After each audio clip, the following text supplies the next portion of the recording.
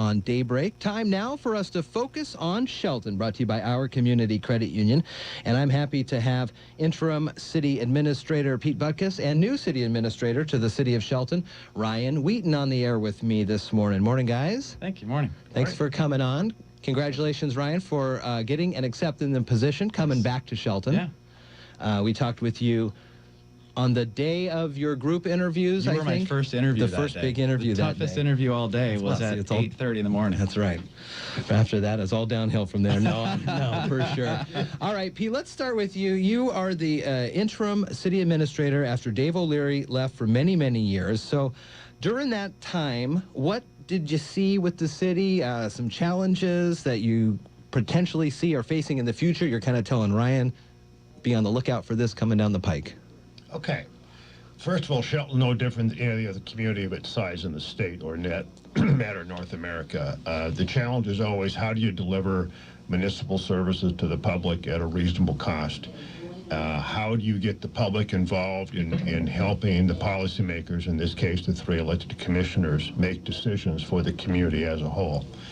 In terms of the administrative or the executive branch side, I think the challenges are several. They've been here for several years, and they will continue again. I don't want to overuse the word several, but there really are a number of them. First of all, the criminal justice arena. Heroin as a drug is cheap and readily available, and it's certainly evidence in that here in Shelton and elsewhere throughout North America. Associated with that, but not a direct cause and effect relationship, is there are people who we do need to remove from society and put them in jail on an occasional basis, both pre-trial, i.e. they're arrested, they're not deemed to be safe to be or reliable to be on the street, and then post-trial, after they've been adjudicated, found guilty, and convicted to serve some time.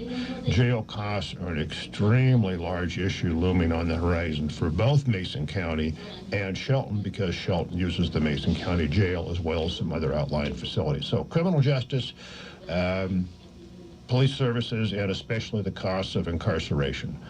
In the public health arena, we're seeing more of a trend to look at drug abuse as a public health issue. I'm happy to say that just in the last few weeks, the police chief has obtained funding and got Narcan, which is a device to reduce overdoses in the field, thereby saving or likely to save a person's life and giving them a second chance, for example, to go on and get the proper treatment for their abuse issues. Fire services are a relatively rare one through Central Mason Fire and Rescue. We contract them through something called an interlocal governmental agreement. It's essentially a contract. There will continue to be discussions over the years, I think, about whether do we keep the relationship that way, or will the city again consider joining Central Mason Fire and Rescue directly and remove it from the city's menu of public service offerings. What we have seen is the service has actually been strengthened somewhat by being a partner with Central Mason Fire and Rescue. In the public works arena, actually previous by voter approval, we've formed a transportation benefit district here. There are 2 choices in that. You can either do it by a license fee or by a sales tax. As a resident of Mason County, I'm happy to say they chose the sales tax option because now I'm helping to pay for the Shelton streets that I use. Right. And last but not least, away from the transportation part of the public works infrastructure, you've got continuing discussions around the water system, its availability, and its ability to serve the existing customers as well as serve future growth.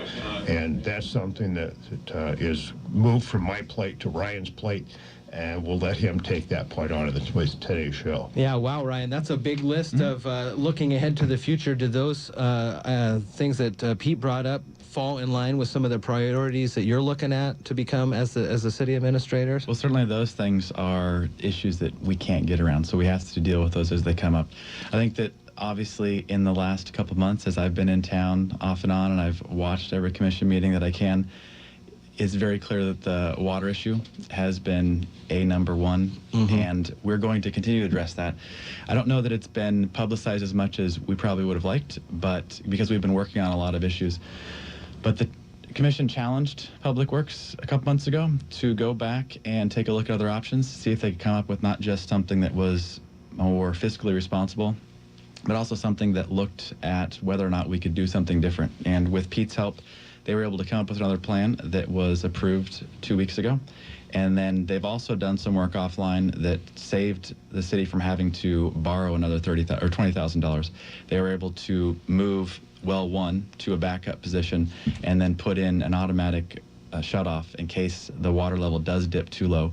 And since they've done that, they've seen some success, and we're going to continue to monitor that. I know that when I walked through Public Works yesterday, the same as when I walked through the Civic Center, I see a lot of folks working very, very hard. And even though they may be at an office or not on the street working with people individually, it's impressive to me in my first week to see that I wasn't only just welcomed back, but I got to jump in and see how many people are working as diligently as they are for the city. Yeah, jumping in for sure. There's really, it seems like a very little kind of easing into this. You've got a lot of decisions coming up quickly. How do you plan to wrap your head around all these issues that are coming up quickly for you? I think that we are blessed to have a commission that is tuned in. We also have a staff that is full of experts in their field, whether that's finance, public works, community development. We have folks that are ready to go. Pete briefed me for the last month on what was going on, so I've been tied in with the decisions that he's made. Even though I wasn't making them, I knew all the stuff that he was doing. So I think that the staff's ready.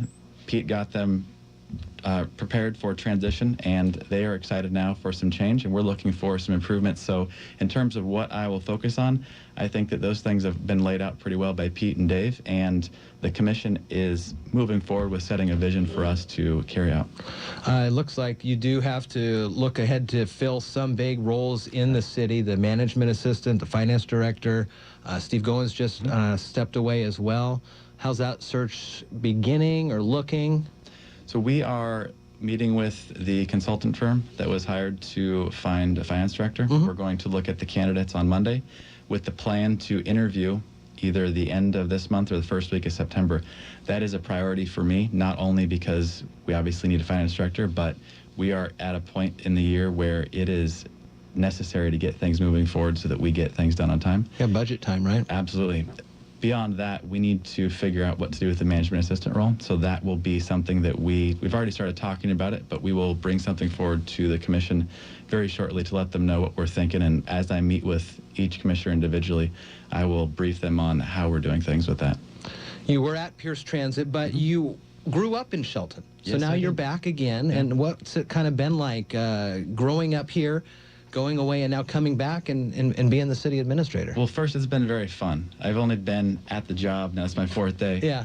It's been fun, not only because I'm coming home, but I've been tied into the community since I left. My aunt, my cousin still lives here. We're back, my family and I are back about every other month before I took this job. So I have been welcomed very heartily at the city, but I would say that in the community, whether I'm at Safeway or I'm at Peninsula Credit Union, I have been welcomed home more than I've been welcomed to town, and that's made things very, very meaningful. Well, you can definitely tell which one is the interim director that's outgoing by the dress this morning if you're watching the show on YouTube. Pete Butkus, interim city administrator, and Ryan Wheaton, 4th day on the job as the city of Shelton city administrator. Pete, what do you got working on in the future? Sleeping in? Well, I no longer get up at 5:30 in the morning. I'm able to sleep in until 6:30. Oh, well, that's nice. That's a nice I have a change. number of projects around home. I am a Mason County resident, have owned property here since way into the last century. Basically, I got some landscaping to finish around the house. We're having some friends from England coming over next month to get married in our rose garden. Oh, wow. And I need to finish a retaining wall before that In the happens. Civic Center, they can rent that They out can and get rent married that there. out. Got great rates. Hey, Just you know, think about it. There's the Ryan, reception. always marketing, and he needs that Civic Center revenue. I love it. Perfect, perfect. Well, thanks for filling in as the interim city administrator after Dave left. And Ryan, thank you. Welcome. I think we'll see plenty more of you here on the show. Thanks, guys. Thank you. It's 8:51 now at iFiber One News Radio. We'll be right back after these world headlines. Kiev rejects Moscow's